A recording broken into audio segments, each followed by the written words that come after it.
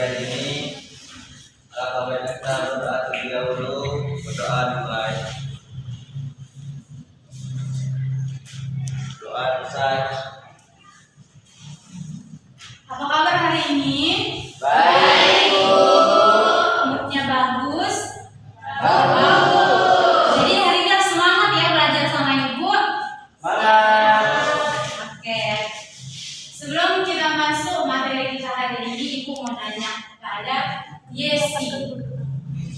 Minggu kemarin kita ada belajar materi apa? Eksplorasi. Iya. Beri aku seluruh kali Yesi. Apa itu eksplanasi Mutia?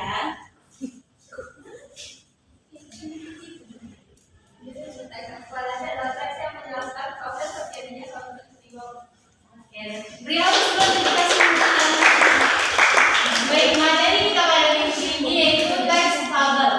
Sebelum kita masuk ke teks fabel, apakah kalian sebelumnya sudah pernah membaca dongeng yang diperankan oleh binatang?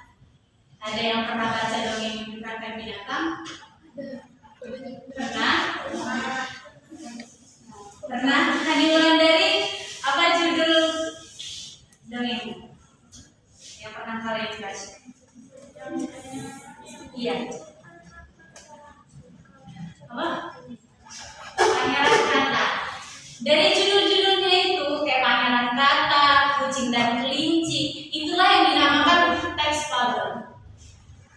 Jadi Bu, apa gunanya kita belajar teks fabel? Tujuan dari kita belajar teks fabel itu agar kita mampu memahami struktur dan ciri-ciri dari teks fabel, seperti contoh tokoh binatangnya yang berperilaku seperti manusia serta adanya pesan moral yang tinggi. Apa sih Bu teks fabel itu? Teks fabel itu cerita yang menceritakan tentang kehidupan binatang yang berperilaku menyerupai manusia. Di teks fabel juga memiliki ciri-ciri. Ibu mau Rizky bacakan coba ciri-ciri dari teks fabel. Ciri-ciri teks fabel ada 5.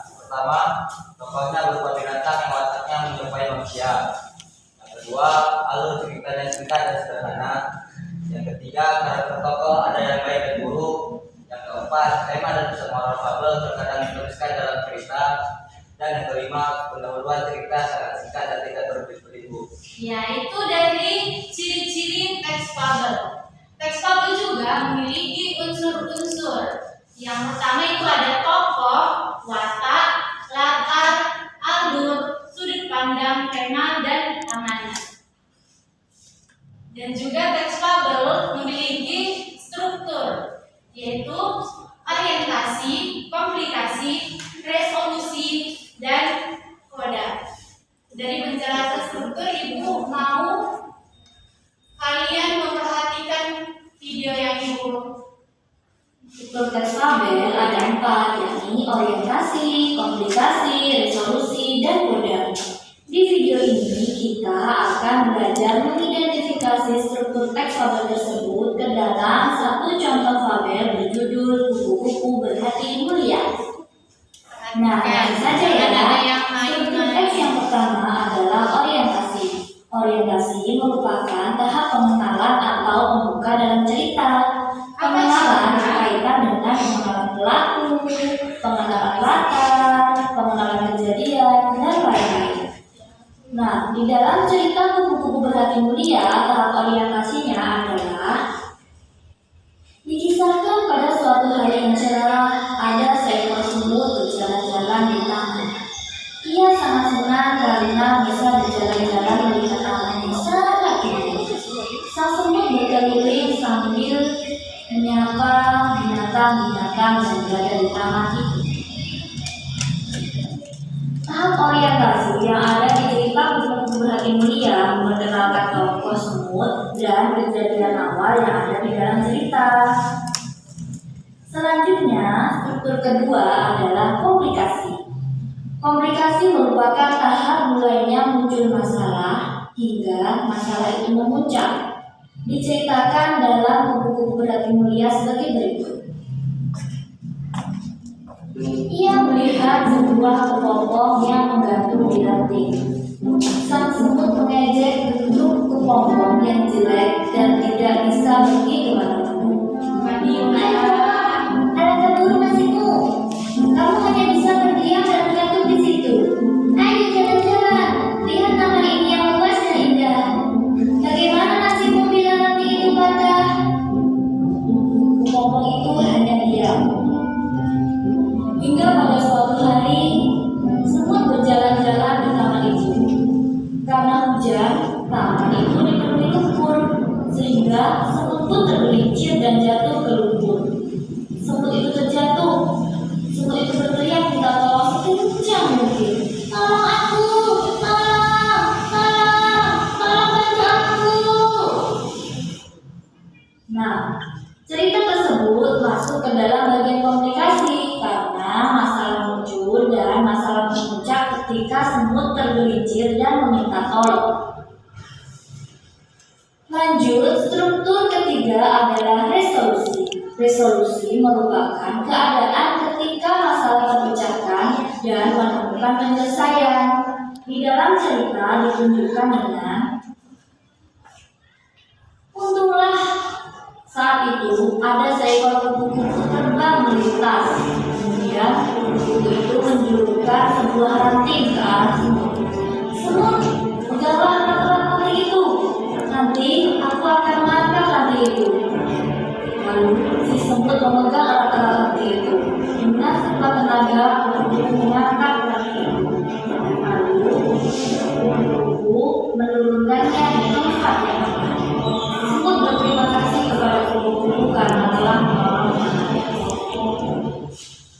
Struktur terakhir adalah koda. Koda merupakan bagian penutup atau akhir cerita. Di dalam koda berisi perubahan perilaku ataupun nilai-nilai yang bisa dipetik di dalam cerita. Aku adalah kepompong yang pernah kau ejek. Terima kasih. Ternyata kepompong yang dulu pernah diejek oleh semut akhirnya menyelamatkan semut. Dan semut pun berjanji tidak akan menghina semua makhluk ciptaan Tuhan yang ada di taman itu. Sudah paham tentang struktur teks puzzle? Sudah, Bu. Kalau sudah paham, di sini Ibu ada tugas kelompok. Sebelum Ibu bagi APD-nya, di sini banyak yang pernah hadir ya? Ya, Bu. Sedikit kali. Sedikit. Siapa aja hari ini yang hadir ketua? Mesti pasal Bu. Itu dua orang saja. Kenapa Ibu nggak hadir? Tidak tahu Bu. Mama ya. Tidak tahu. Sebelum Ibu menjelaskan apa tugasnya, Ibu bagi APD-nya dulu, baru Ibu jelaskan ya. Ini kelompok 1, ini kelompok 2, dan ini kelompok 3.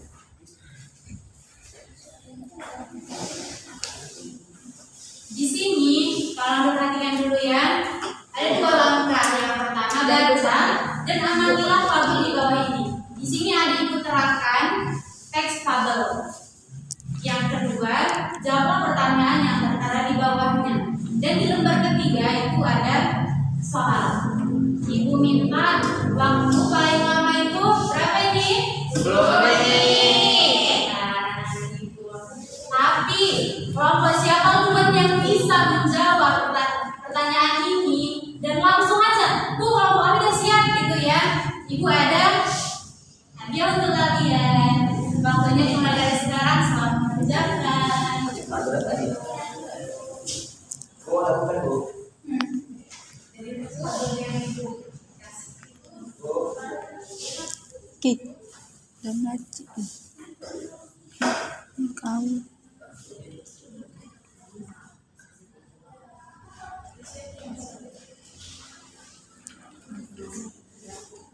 Jawab. Paham?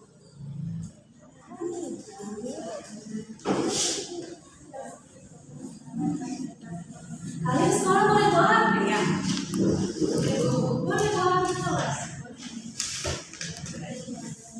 Ibu siapa tadi Mas?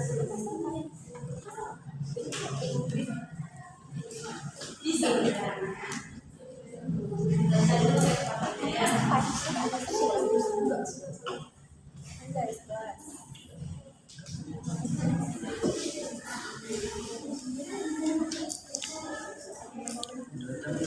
Sudah siap Ibu? Sudah siap.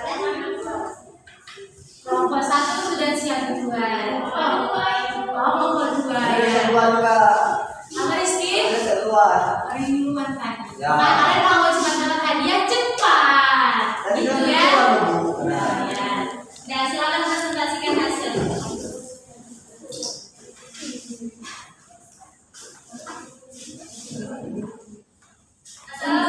Sebentar. Untuk kelompok yang lain tolong disimak. Nanti ada yang ditanyakan. Assalamualaikum warahmatullahi wabarakatuh. Waalaikumsalam warahmatullahi wabarakatuh. Kami dari kelompok 2 akan menjelaskan diskusi kelompok kami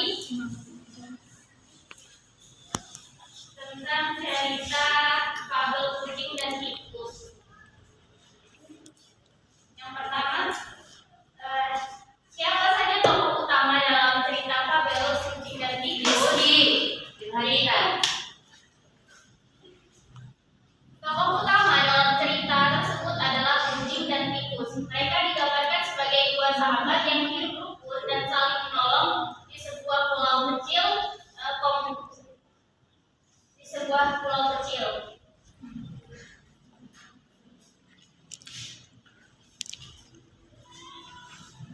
Soal yang kedua, di mana latar tempat awal cerita kabel tersebut berlangsung?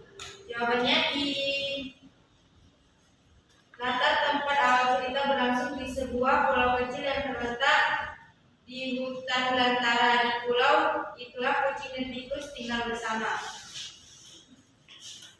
Pertanyaan ketiga, apa masalah utama yang dihadapi kucing dan tikus di pulau tersebut?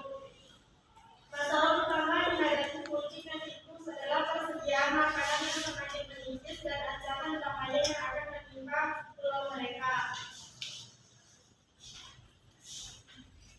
Untuk pertanyaan yang keempat, bagaimana cara tikus mendapatkan bibit tanaman untuk kucing?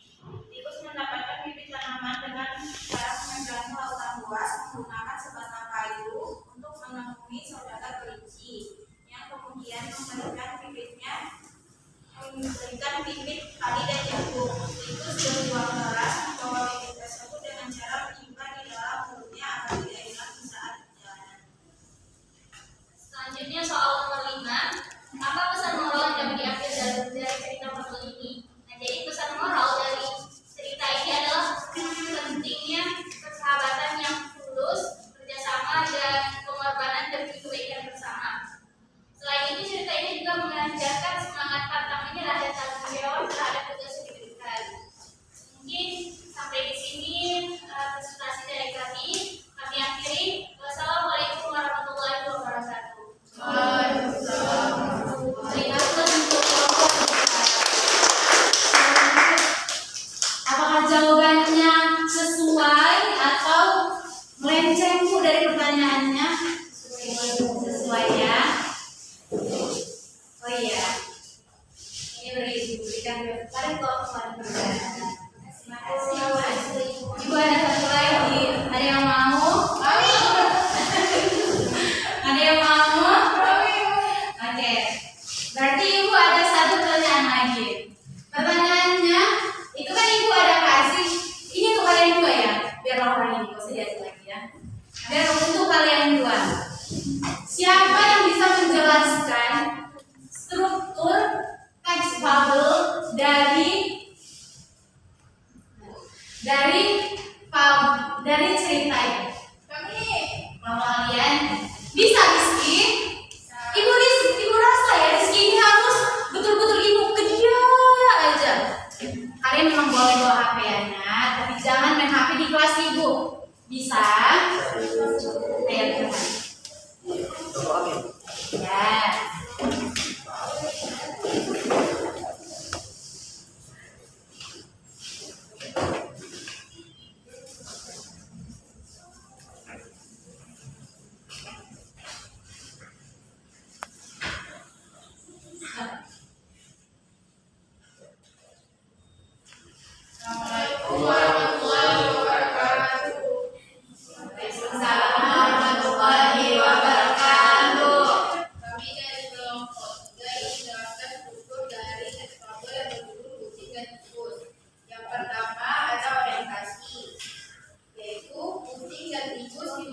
di sebuah pulau kecil, mereka saling menyayangi dan berbagi rezeki dengan adil.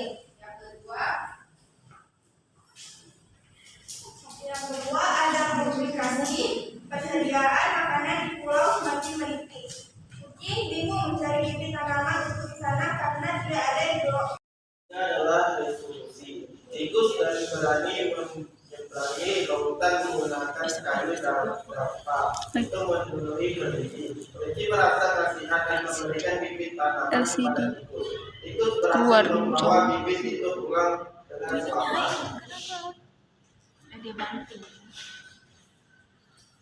Dan yang keempat ada koda. Kucing dan tikus menanam bibit bersama dengan harapan hasilnya subur dan mereka tidak kekurangan makanan lagi.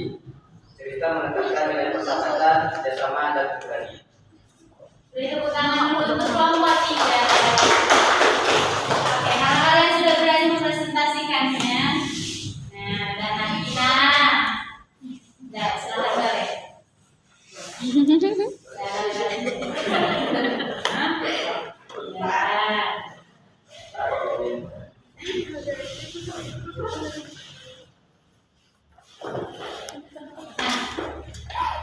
Jadi sudah mengerti dan sudah paham apa itu teks fabelnya? Oke. Untuk kesimpulannya ibu mau tanya ke Rizda, apa tadi itu teks fabel? Teks fabel adalah cerita yang punya berkepanjangan yang berkepanjangan dan berkepanjangan ya. Itu betul. Sama Rizky lah bukannya ya. Dan kita belajar tadi apa aja lah yang kita pelajari dari teks fabel? Ada struktur, Apalagi struktur aja yang diingat karena dapat hadiah. ciri-ciri, Ciri-ciri sama mengerti. pengertian. Agar sudah paham ya dari teks fabel ini. Baik, ibu simpulkan, teks fabel adalah teks yang menceritakan tentang kehidupan binatang yang menyerupai manusia. Teks fabel memiliki 8 unsur yaitu tokoh, watak, latar, lalu, sudut pandang, tema, dan amanat. Yang ketiga, teks fabel juga memiliki struktur yaitu orientasi, komunikasi, resolusi, dan kode. Oke, untuk minggu depan ibu akan membawa materi tentang tes deskripsi. Kalian boleh baca-baca ya. Ya Bu. Sekian pembelajaran kita hari ini. Ibu mau ditutup dengan doa agar kita juga bisa diberkati selama selesai kita. Baik, Rizky, ya. Baiklah teman-teman, berhubung mata pelajaran pada hari ini telah selesai, ada baiknya sebelum kita pulang ke masing-masing lebih baik berdoa terlebih dahulu. Berdoa dimulai.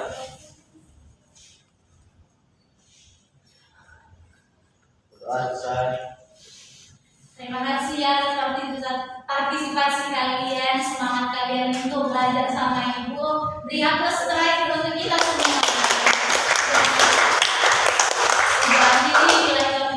Wassalamualaikum warahmatullahi wabarakatuh.